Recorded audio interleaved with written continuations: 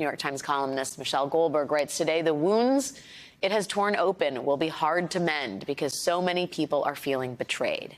Many liberal Jews mourning the mass murder in Israel and shaken by the upsurge of anti-Semitism at home believe they've been abandoned by their allies. Advocates for the freedom and safety of Palestinians, horror-struck by more than 10,000 civilian deaths in Gaza, believe that the Democratic Party is giving its approval to atrocities.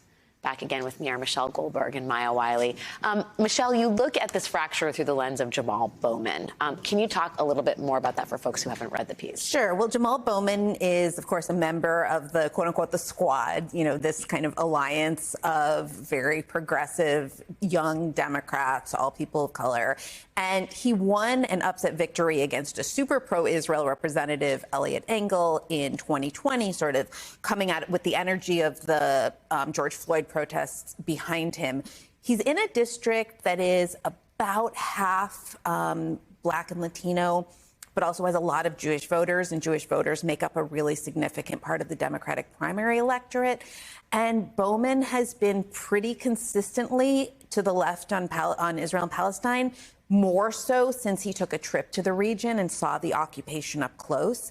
And there's just this rift in the district between him, who's, you know, he's like extremely sincere, he doesn't pander, and he's taken these positions that are just anathema to some of the people who have supported him in the last two elections. And you write, I think, very compassionately about both sides here, that there's like deep-seated sort of ethical anguish over all of this. And even Bowman supporters say, he can't get to where I need him to be. I can't support him anymore, and vice versa. Maya, the schism here in the party seems to be between Jewish voters and younger voters, and especially voters of color. That's a division that the right wing would love to explode.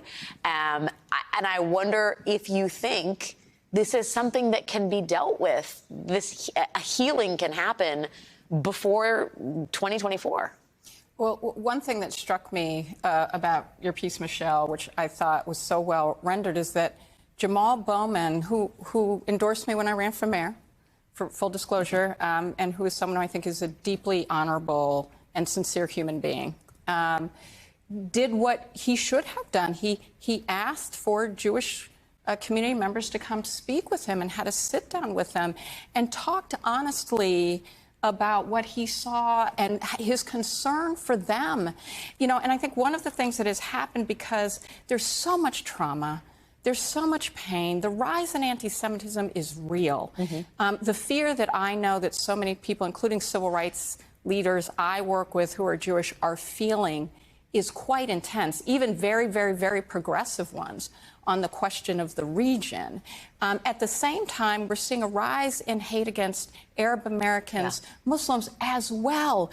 And I think one of the things that is so important to remember is that we have to talk about the fact that this is a shared problem, that this is the underpinnings. We are seeing the extremists, white supremacists, neo-Nazis, doing more organizing now, actually increasing their numbers. It is us that have to stay unified. And I will say this, there's a lot of time before this election, right? So put the election aside right now. The real question is, are we going to go back to understanding what people want and need to be safe and get what they need in their own communities? And there is real opportunity for that kind of unity. But we do have to acknowledge and talk about the very real fear and pain that so many are feeling. Yeah, I was struck by the way in which Jamal Bowman wants to hear about that pain and fear. But then even at the end of that, people are like, I can't vote for you. And then that gets supercharged by the fact that you have outside groups that are going to seek to oust a lot of these more liberal members of Congress, the Squad.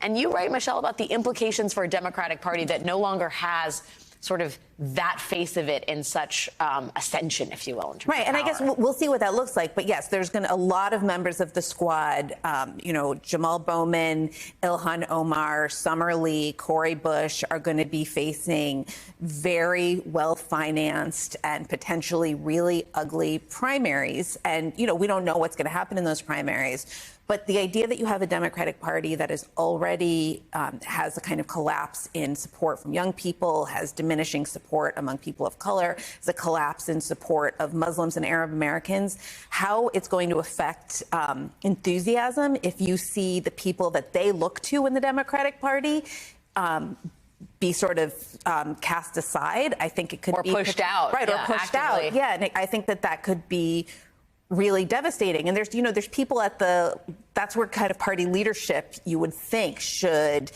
maybe step in and try to head off some of these challenges. Well, I spoke with Hakeem Jeffries, and he said he was going to spend House money to make sure incumbents were not primaried, and that included members of the squad. We will see what happens there.